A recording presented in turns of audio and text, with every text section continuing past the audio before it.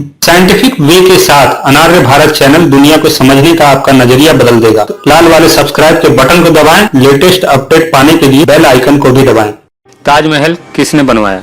दुनिया के 7 अजूबों में शामिल भारत की सबसे मशहूर इमारत आजकल चर्चा में है। अब तक हम यही पढ़ते और सुनते आए हैं कि ताजमहल मुगल बादशाह शाहजहां ने अपनी बीवी मुमताज की याद में बनवाया था, लेकिन आज कुछ लोग दावा कर रहे हैं कि ताजमहल शाहजहां द्वारा बनवाया मुमताज का मकबरा नहीं, बल्कि यह तेजो महालय मंदिर था जिसे शाहजहां ने कब्जा कर मकबरे में बदल दिया था। क्या है सच्चाई?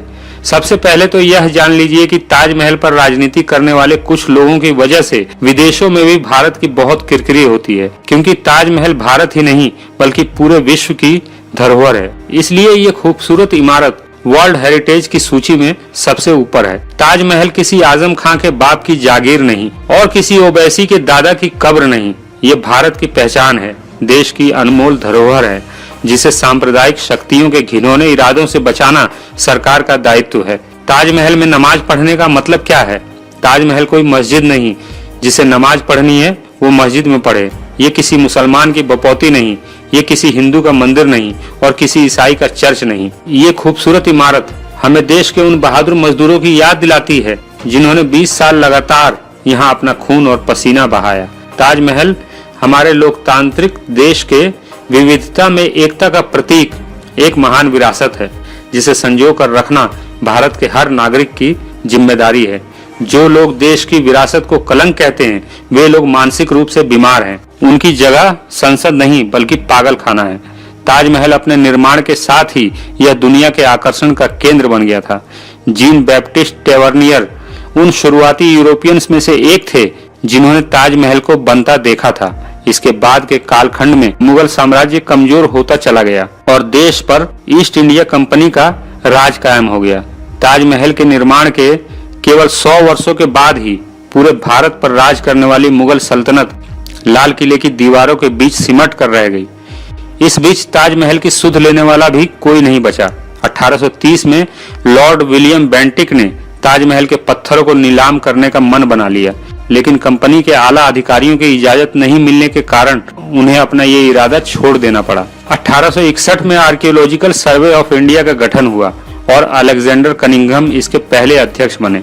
इसके बाद ही भारत में इतिहास को समझने के लिए बड़े पैमाने पर ऐतिहासिक इमारतों की जांच शुरू हुई।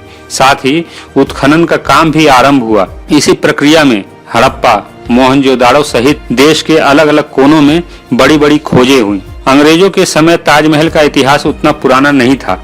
उनके पास ढेरों दस्तावेज मौजूद थे, जिससे उन्हें इस बात पर कोई संदेह नहीं था कि ताजमहल शाहजहां ने बनवाया था।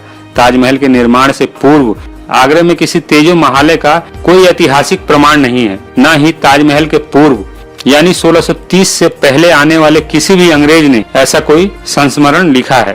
ताजमहल के बनने से पहले दूर दूर से आगरा आने वाले बड़े व्यापारियों के रिकॉर्ड भी उपलब्ध हैं, जो दूर दराज से अपना माल लेकर आगरा पहुंचते थे और आगरे में अपना माल बिकने तक रुकते भी थे। उनमें से कई व्यापारियों ने आगरे में बिताए अपने दिनों को याद करते हुए डायरियां लिखी हैं। उनके संस्मरणों में आगरे की छोटी छोटी जगहों का जिक्र है, लेकिन तेजो महालय का कोई उल्लेख नहीं। साथ ही आगरे में 500 साल से भी पहले से रहने वाले कई ऐसे वैश्य परिवार हैं जो आगरा में किसी तेजो महालय की बात को कोरी गप करार देते हैं, क्योंकि ताजमहल के पूर्व का इतिहास उनके पूर्वजों के व्यक्तिगत रिकॉर्ड में दर्ज है। इन सभी सबूतों के बावजूद आज अचानक ऐसा कौन सा उत्खनन हो गया जिसके आधार पर यह दावा किया जा रहा है कि ताजमहल से पहले वहां पर तेजो महालय था। कहा जाता है किसी झूठ को 100 बार बोलो तो लोग उसे सही समझने लगते हैं। ताजमहल को तेजो महालय साबित करने का सबसे पहला प्रयास पुरुषोत्तम नागेश ओक ने किया। उन्होंने एक किताब लिखी जिसका शीर्षक था ताजमहल एक शिव मंदिर।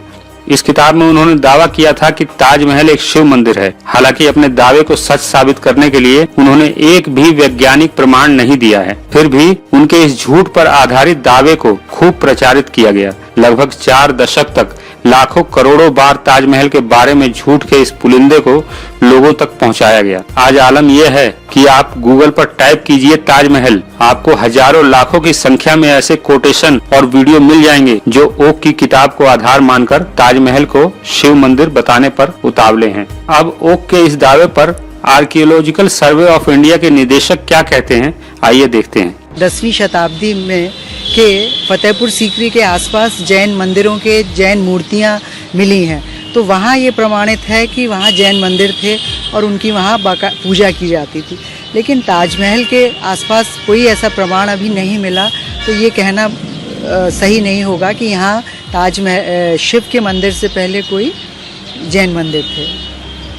और ऐसा तो हम मानते ही हैं कि जानते हैं कि राजा मानसिंह से ये जगह खरीदी गई थी। ऐसा आर्कियोलॉजिकल सर्वे ऑफ इंडिया में ऐसे कोई रिकॉर्ड नहीं है, अथवा इस तरह की कोई जानकारी हम लोगों के रिसर्च के माध्यम से नहीं प्राप्त हुई है कि ये ताजमहल पहले कोई हिंदू स्मारक था।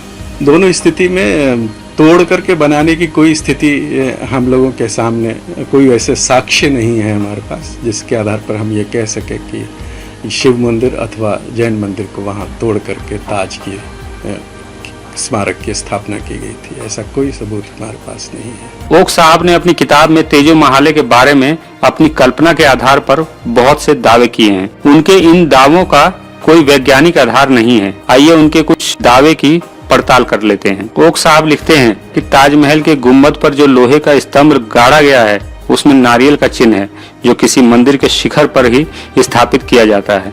अब आइए उनके इस दावे की पड़ताल भी कर लेते हैं। ताजमहल के गुम्बद पर जो स्तंभ लगा है वो ताजमहल का असली स्तंभ नहीं है। ताजमहल के बनने के बाद से आज तक इसमें बहुत से बदलाव भी होते रहे हैं। 1857 की क्रांति के दौरान इस इमारत को बहुत क्षति पहुंचाई गई थी। इस दौरान इसकी दीवारों में जड़े हुए बेशकीमती पत्थरों को अंग्रेजों ने निकलवा लिया था। साथ ही इसके शिखर पर स्थित स्तंभ को सोने का स्तंभ समझकर उसे वहां से उखाड़ लिया गया था। इसके बाद करीब 30 वर्षों तक ये भव्य इमारत यूं ही उजड़ी हुई खड़ी रही। सन 1892 में उस समय भारत के वायसराय जॉर्ज नेथानियल कर्जन ने ASI को ताजमहल के जीर्णोद्धार की बड़ी परियोजना प्रदान की। ताजमहल के निर्माण के बाद की यह सबसे बड़ी निर्माण प्रक्रिया थी जो 1908 तक चली। 16 वर्षों तक चले मरम्मत के इस काम के कारण ताज का पूरा स्वरूप ही बदल गया। इसी प्रक्रिया में ताज के बहुत से क्षतिग्रस्त पत्थरों के साथ साथ इसके गुंबद पर नया लोहे का स्तंभ लगाया गया। इसी बदले हुए स्तंभ को ओक साहब अपनी किताब में मंदिर का स्तंभ बताते हैं। द्वितीय विश्व युद्ध के दौरान 1942 में ताजमहल को बल्लियों और पट्टियों से घेरकर सुरक्षा प्रदान की गई थी। ये जर्मनी और जापान के बमों से बचाने के लिए बनाया गया था। इसे लगाने और उतारने की प्रक्रिया में भी ताजमहल के गुंबद को क्षति पहुंची थी, जिसे बाद में ठीक किया गया। ओक का एक दावा यह भी है कि ताज के गुंबद से नीचे की ओर पानी की बूंदें टपकती हैं। ओक का मानना है कि पहले शिव मंदिर होने के कारण कब्र के स्थान पर शिवलिंग स्थापित था, जिस पर ऊपर से पानी की बूंदें टपकने की व्यवस्था की गई थी। अब आइए इस दावे की पड़ताल भी कर लेते हैं। दुनिया भर में ऐसा कोई भी मंदिर नहीं है जिसमें गुंबद की ओर से नीचे शिवलिंग पर पानी की बूंदें टपकती हों। साथ ही दुनिया में ऐसा कोई मंदिर नहीं है जिसकी 4 मीनारें हों। 1892 से 1908 के बीच हुए ताज के कायाकल्प के दौरान और गुंबद की छड़ बदलने की प्रक्रिया में कुछ ऐसी खामी हो गई थी जिससे तेज बारिश के दौरान ऊपर लगे स्तंभ की बुनियाद में पानी रिसते हुए नीचे टपकता था। ये तभी होता था जब लगातार मूसलाधार बारिश होती थी। बारिश से इसके पूरे गुंबद में भी सीलन आ जाया करती थी, जिसे बाद में ठीक किया गया। यह भी एक तथ्य है कि गुंबद की ओर से नीचे टपकते पानी की बूंदें आज तक किसी ने भी देखी नहीं थी। फिर भी सीलन के कारण उसकी मरम्मत की गई और गुंबद की इस सीलन को 1908 के बाद ही दर्ज किया गया था। 1857 से पहले गुंबद से नीचे की ओर पानी की बूंदें टपकने का और गुंबद की सीलन का कोई रिकॉर्ड नहीं है। इससे यह साबित होता है कि 1857 की क्रांति के दौरान हुई क्षति से ही गुंबद से पानी की बूंदें टपकना शुरू हुआ था। ओक साहब का एक दावा ये था जो आज भी कुछ लोग तोते की तरह रटे हुए हैं। देखिए, मुगल जहां से आए, फरगना से, आज भी वहां मिट्टी के घर हैं। यदि इनके पास इतनी टेक्नोलॉजी थी, यदि इनके पास इतने भव्य भवन बनाने का आर्किटेक्चर था, तो जहां से ये आए वहां पर क्यों मिट्टी के घर हैं? क्यों नहीं दूसरा ताजमहल बना सके? क्यों नहीं दूसरा लाल किला या कुतुब मीनार बना सके? इसका मतलब बड़ा स्पष्ट है कि इन्होंने यहीं के भवनों को थोड़ा बहुत तोड़ फोड़ करके, उसके आर्किटेक्चर में थोड़ा चेंज करके अपना आधिपत्य हो गया है यह सिद्ध करने के लिए उस प्रतीक में बनाया। जैसा कि इन्होंने कहा कि मुगलों के अपने देश उज्बेकिस्तान में आज भी मिट्टी के टीले हैं, तो श्रीमान जी अपना जनरल नॉलेज ठीक कर लीजिए, क्योंकि उज्बेकिस्तान में बाबर से भी पहले की करीब 120 ऐतिहासिक इमारतें मौजूद हैं, जिनमें से करीब 5 तो वर्ल्ड हेरिटेज की सूची में भी शामिल हैं। धीरू भाई अंबानी गुजरात के थे और उनके बेटे मुकेश अंबानी ने मुंबई में 51 अरब की लागत से भव्य इमारत बनवाया।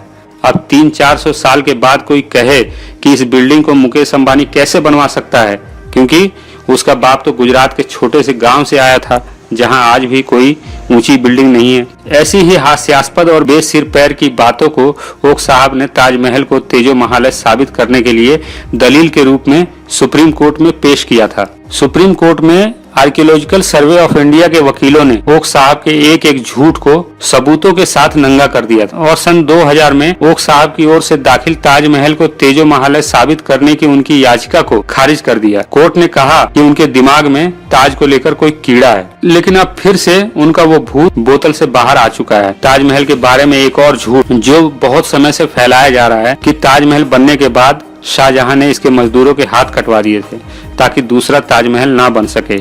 आइए थोड़ी इस बात की भी जांच कर लें। कोई भी बिल्डिंग या स्ट्रक्चर का निर्माण बेशक मजदूर ही करते हैं, लेकिन मजदूर सिर्फ मजदूर ही होते हैं। वे केवल ठेकेदार और इंजीनियर के निर्देशों का पालन करते हुए काम करते हैं। एक बिल्डिंग के निर्माण में काम करने वाले सारे मजदूर मिलकर भी वैसी दूसरी बिल्डिंग नहीं बना सकते, लेकिन उस बिल्डिंग के आर्किटेक्ट या इंजीनियर चाहें तो वैसी कई बिल्डिंग दोबारा बना सकते हैं। शाहजहां को हाथ कटवाना ही था तो वो उन आर्किटेक्ट और इंजीनियर का हाथ कटवाता जिन्होंने ताजमहल का नक्शा तैयार किया था या जिनकी देख रेख में इसका निर्माण पूरा हुआ था। सोचने वाली बात यह भी है कि इंजीनियर्स निर्माण के दौरान एक भी ईंट खुद से नहीं जोड़ते, उनके हाथ कटवा देने का कोई औचित्य ही नहीं बनता। इससे ये बात भी झूठी साबित होती है कि ताजमहल के 20,000 मजदूरों के हाथ काट दिए गए थे और इसका कोई ऐतिहासिक प्रमाण भी नहीं है। भारत विविधताओं का देश है, यहाँ हजारों सालों से लोग बाहर से आकर बसते रहे हैं। सर्वप्रथम करीब 76,000 वर्ष पहले एक अफ्रीकी यूरोपियन कबीले ने भारत को बसाया।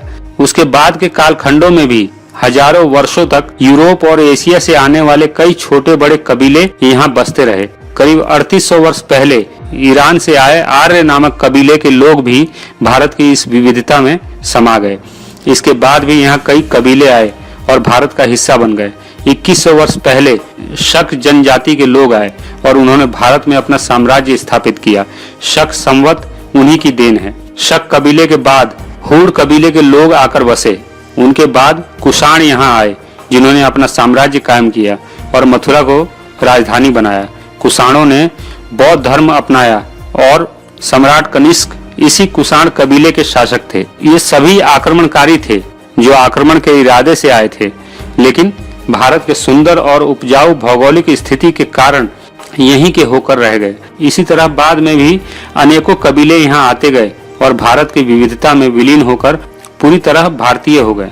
ठीक ऐसे ही बाबर भी यहाँ लूटने के इरादे से आया, लेकिन यहाँ से वापस जा नहीं पाया। कोई भी शासक या कबीला पूरी तरह गलत नहीं होता, बल्कि इन कबीलों से निकले कुछ लोग गलत हो सकते हैं। इसी तरह पूरा मुगल वंश गलत नहीं था, बल्कि इस वंश के 2 शासक बाबर और औरंगजेब गलत थे। बाकी के सभी मुगल बादशाहों ने भारत की तहजीब और यहाँ के अकीदों को कायम रखा। एक मुस्लिम बादशाह के डर से भागे हुमायूं को एक राजपूत राजा ने पनाह दी और इसी राजपूत राजा के घर में अकबर का जन्म हुआ। अकबर के दरबार में तानसेन जैसे संगीतज्ञ थे तो टोडरमल जैसे राजनीतिज्ञ भी थे, मानसिंह जैसे सेनापति थे तो बीरबल जैसे विद्वान भी थे। ऐसे ही विविधता भरा था जहांगीर का दरबार। जहांगीर के बाद शाहजहां के काल में भी मुगल दरबार ऐसे ही सभी संस्कृतियों का संगम था। अंग्रेजों के विरुद्ध बहादुर शाह का साथ देने वालों में अधिकतर राजपूत राजा ही थे। कुछ कठमुल्लों और जाहिल नेताओं ने देश की रंगीन फिजाओं में सांप्रदायिकता का जहर घोलना शुरू कर दिया है और लोकतंत्र के चारों स्तंभ मौन खड़े हैं। यह देश की एकता, अखंडता और समरसता के लिए एक खतरनाक स्थिति है। कुछ मुट्ठी भर राजनेता, साधु और मुल्ला हर चीज को अपनी जहालत भरी मानसिकता में फिट करना चाहते हैं। इन लोगों को देश के भविष्य की कोई चिंता नहीं। घोर गरीबी और अशिक्षा के दलदल में फंसी देश की 85% आबादी लोकतंत्र से अपने उद्धार की उम्मीदें लगाए बैठी है। लेकिन हमारे कर्णधार, हमारे राजनेता और धर्मगुरु हमें धर्म की चाशनी में लपेट कर खा जाना चाहते हैं। अगर इतिहास के घावों को कुरेदने से हमारा वर्तमान और भविष्य बदल सकता है तो उस इतिहास को भी कुरेदना होगा जो और भी विभत्स है। ईसा और मोहम्मद से पहले जब पूरी दुनिया में कोई मुसलमान या ईसाई नहीं था, तब वे कौन लोग थे जिन्होंने भारत से बौद्ध मठों, बौद्ध विहारों को नेस्तनाबूद किया? वो कौन सा शासक था जिसने घोषणा की थी कि जो एक बौद्ध भिक्षु का सर काट कर लाएगा उसे सोने के 100 सिक्के दिए जाएंगे? वे कौन लोग थे जिन्होंने भारत से बौद्धों का सफाया किया? इतिहास में ऐसा बहुत कुछ है जो अच्छा नहीं है, लेकिन हम उस कुरूप और रक्त रंजित इतिहास को बदल नहीं सकते। भारत के इतिहास में Taimur lung, Genghis Khan, Jaichand, Babar, Aurangzeb और बख्तियार खिलजी जैसे खलनायक हुए हैं, तो सम्राट अशोक, कनिष्क, हर्षवर्धन, राणा प्रताप और अकबर जैसे महानायक भी हुए हैं जिन्होंने भारत ही नहीं पूरे विश्व के इतिहास को प्रभावित किया है। ताजमहल के विषय में यूपी के माननीय मुख्यमंत्री योगी जी ने ताजमहल को देखने के बाद बहुत ही सार्थक और सीधी बात कही है, जो ताजमहल के बारे में ओछी सोच रखने वाले लोगों के लिए एक बेहतरीन सबक है। बहुत सारे लोग तमाम प्रकार की टिप्पणियां करेंगे, लेकिन मैं आप सबसे कह सकता हूं, हम इस तह में न जाएं कि ताज क्यों बना, कब बना, कैसे बना। महत्वपूर्ण यह है ताजमहल का निर्माण भारत के मजदूर और किसानों की खून और पसीने की कमाई से बना है। भारत की वास्तु का एक अनमोल रत्न जिसने दुनिया को दिया है। आपको हमारा यह वीडियो कैसा लगा कमेंट बॉक्स में जरूर बताएं और हमारे इस चैनल को सब्सक्राइब जरूर करें। सदियों से फैलाए गए अंधविश्वास और कुरीतियों के विरुद्ध वैज्ञानिक चिंतन के साथ खड़ा यह चैनल दुनिया को समझने का आपका नजरिया बदल देगा। धन्यवाद।